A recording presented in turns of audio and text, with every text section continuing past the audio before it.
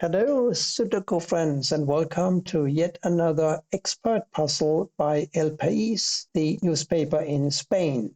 A comment by Julian Locke, a subscriber to my channel, made me wonder if this is not a good time to once again go over how I solve these puzzles without using pencil marks. Solving without pencil marks, of course, is not necessary, and it's just something that I enjoy. Anyone can solve these puzzles the way they would like. I just prefer the mental challenge, even if it takes longer to solve them without using pencil marks. And I wanted to once again go over exactly how I view a grid like this. I don't look at each individual number. The starting point for me in this grid is to mentally divide, that is, the puzzle into chutes. We have an upper chute of 3 rows, and we have a middle chute of 3 rows, and we have a bottom chute of 3 rows. We also have 3 columns, and that is the left chute. We have a center chute, that is the 3 columns here, and the rightmost 3 columns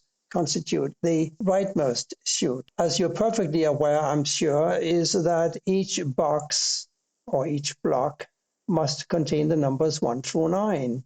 Each row and each column must contain the numbers 1 through 9. So a really effective way of viewing this grid is by disregarding everything but a chute while we solve this puzzle here. While I'm looking at this part of the puzzle, I'm completely ignoring everything within here. I'm not looking at it because it's not necessary. For example, I'm looking at the 3 here, and I'm seeing that for this chute here, we need 3 3s. We need 1 3 for each column. And we already have a 3 for these 2 columns. So all of this I don't have to look at. All I need to look at is here and here, because this 3 prevents a 3 from going here.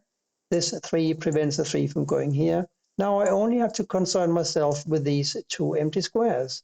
And the next step is to look to my right to see if there's anything that helps me find a 3 for one of these squares. And there is, because there's a 3 blocking here. So the only square that can be a 3 in column 1 is here.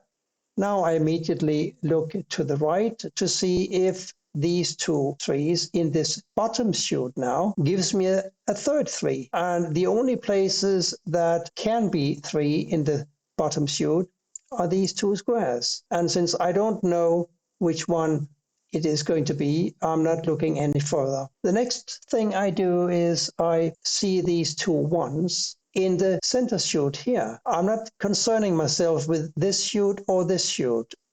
I'm only seeing that we have a 1 here and we have a 1 here, and they block these 3 squares. We need a 1 for block 2. And these 2 1s block these squares, and this 1 blocks this square. So it's clear that one of these must be a 1.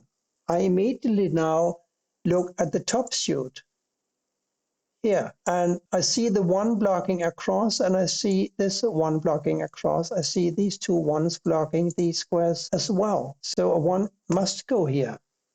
There's just no other place that it can go. Now I'm looking for the last 2 1s, and I can't solve them. I can see that immediately. I will show you why I can't solve them yet.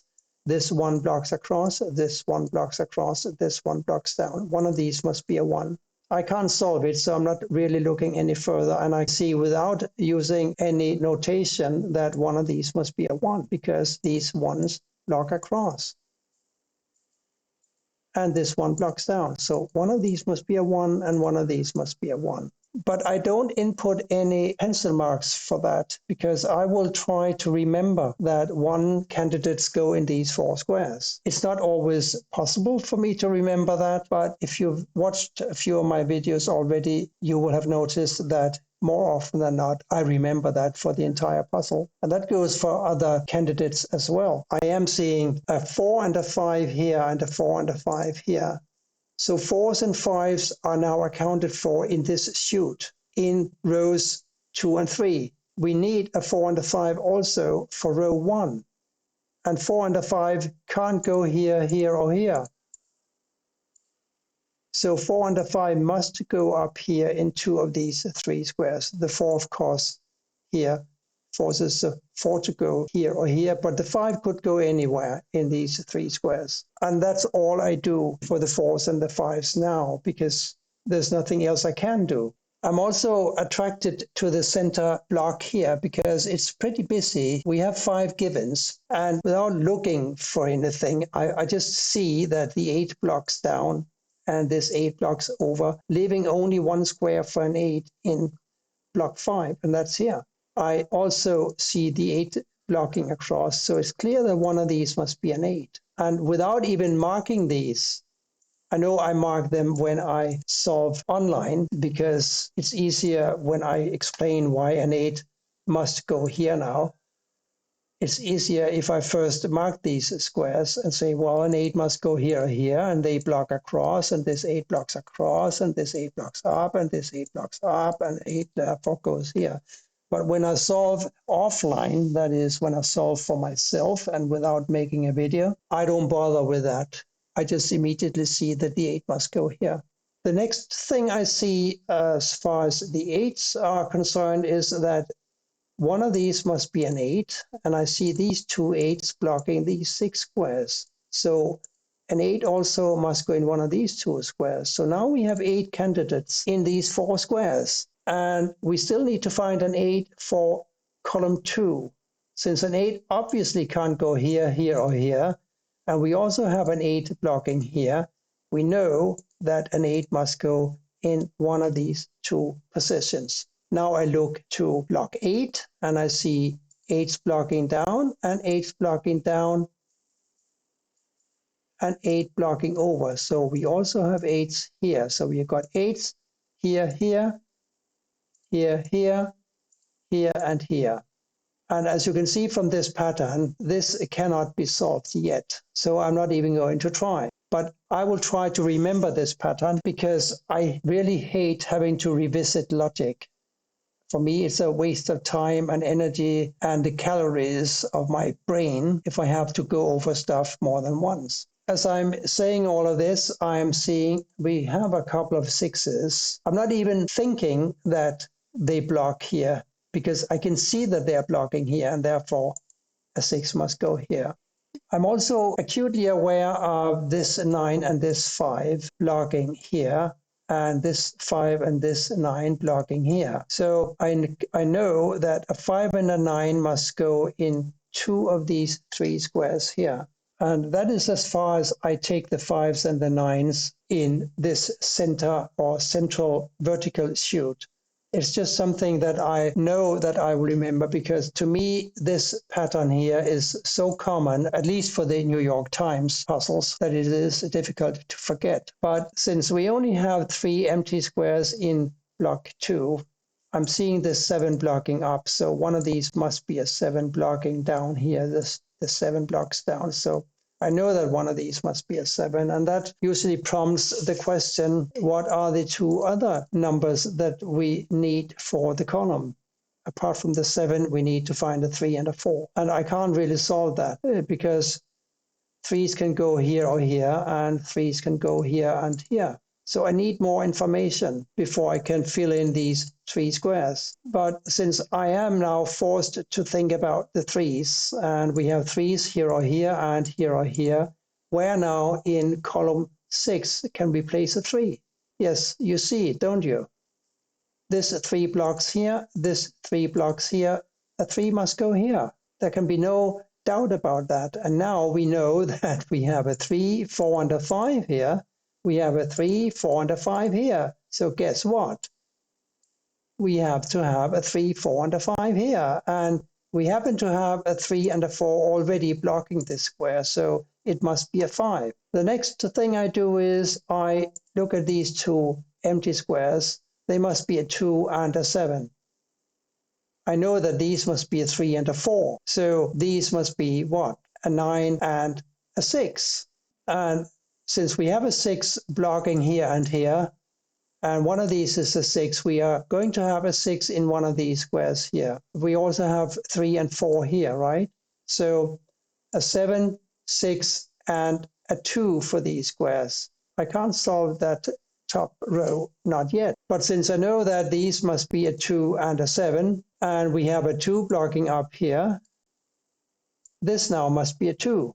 There can be no doubt about that. And we only have one empty square now in column 6. And the only number missing from the column is a 4. It must go here. We also have a 4 blocking here, so here must go a 3, and here must go a 4. Here we need a 3 and a 7, because those are the last numbers missing from the column. And the 3 blocks over, giving me a 7 here and a 3 here. You can see, I'm sure, how I operate only in chutes. The chute is very, very important, because as long as you focus on one chute, you can find most of the numbers that you need. Now remember how we said a 5 and a 9 had to go in 2 of these squares. The last number, of course, must be an 8. And I'm unable to place any of those 3 numbers in these 3 squares. But I know what they're going to be. So now I'm a little stuck. And I'm a little stuck because I don't really think I can do much in the top chute. So now my eyes catch the 9 blocking here and the 9 blocking here. So I know that one of these must be a 9. And that immediately lets me think about, where can a 9 go in row 9? It can't go here or here, because one of these must be a 9. So a 9 can go here, here, and here. That's 3 places, and that's way too many, usually, to get on with the 9s in the bottom row. But I will try to keep this in mind for later, because that's when this memory comes in handy. I'm also seeing a 2 blocking across here and a 2 blocking here. So a 2 must go either here or here. Most people have 10 fingers, so we can at least count to 9. So let's count across here. What are we going to need? We're going to need a 4, 5, 7, and an 8. We got a 4, 8, and a 5 all bearing down on this square. So it has got to be a 7. So without even continuing on these 3 squares, we are forced to remember the 2 and a 7 pair up here. The 7 now forces a 2 to go here and a 7 here. And now what? Having found this 7, we really owe it to ourselves to see if that has any ramifications for the chute. Because we now have 7 here and here. We need a 7 not here, not here, not here, not here, not here, because these 7s block everything here. We also can't have a 7 here. So it turns out that this is where the 7 goes. It's really not more difficult than this. And that goes for the majority of puzzles that you will find in most newspapers. So let's look at these squares. They must be a 6 and a 9, because they are the only 2 numbers missing from the column. This 6, of course, forces a 9 to go here, and a 6 must go here. Now we know, remember the 5, 9, and the 8 here? We are getting closer. That the 9 now is restricted to one of these squares. Therefore, this has got to be a 5 or an 8. That might come in handy later on. Now is a good time to visit these 3 squares. They must be a 2, 5, and a 4. We have a 2 and a 4, forcing a 5 to go here. And guess what? Now this cannot be a 5 anymore. It must be an 8 or a 9. Remember the 5, 8, and a 9 here? I'm also now already mentally drawing a line across here for the 5 and down here for the 5. I know that one of these must be a 5 blocking up. I see this 5 blocking down. I see this 5 blocking over. I know that one of these 2 must be a 5. I also know, because of this 5 blocking here and here, that one of these 2 must be a 5. And that is a pattern that I try to keep in memory. So where were we? We were looking at these here, and we found the 7. We are still looking now for a 5, 8, and a 4. And that's pretty easy, because the 5 now goes here, and these must be a 4 and an 8. And you probably remember, it's not long ago that we talked about 5s, didn't we? We talked about 5s going here or here, didn't we? Let me repeat that. The logic was that this 5 blocks across, this 5 blocks down, One of these is a 5 and they block up. This 5 blocks down. This 5 blocks over. 5 goes here or here, but we have found this 5 now, so a 5 can't go here, ergo it must go here. Back to the 4 and 8 here. Of course, the 4 blocks down here and the 4 blocks over here, so guess what? A 4 must go here or here. Can you remember what else must go there? I'm sure you can, because I've said it 4 times. A 5 must go here or here. So let's now look at 2 numbers. 4 and 5 block across here. 4 and 5 block down here. 4 and 5 go here. And what does that mean for the 4 in this row here? If one of these is a 4, it follows that this cannot be a 4, it must be an 8. And this must be the 4. Now we are cooking, because we also remember that one of these must be an 8, right? The 8 now blocks up here, so here's an 8. Now I want to look at these 3 squares. They must be a 7, 6, and a 9. Let me see, 7, 6, and a 9, and I don't know what to do with that, because the only thing I can say, 9 must go here or here. 7 and 6, I don't know anything about. So I will not continue along this path. I will try to find a better path. And one such path could be these 4 squares. We need to find 4, 5, 7, and an 8 to complete this row. There's a 5, 7, 8 blocking this square, which therefore must be a 4. Now we know how to fill these 2 squares. They were 4 and 5, remember? The 4 blocks over here is a 5 and here's a 4.